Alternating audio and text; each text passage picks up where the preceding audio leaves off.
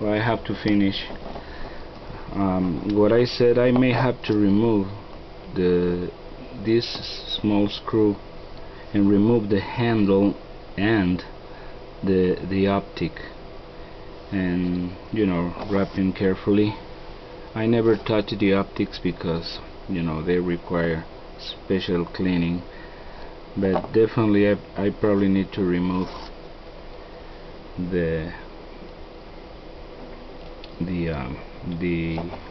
arm to move the mirror. So $14.99, $4.75 shipping and handling, USPS. I will try to send via first class mail, and well, I combine for other items.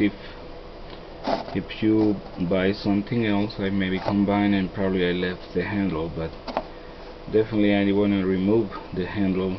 You will see it's very simple. Just put it back in, and the mirror is holding with those two tiny things on the side.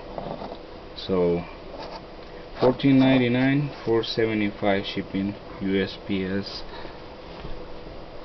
Thank you so much for watching.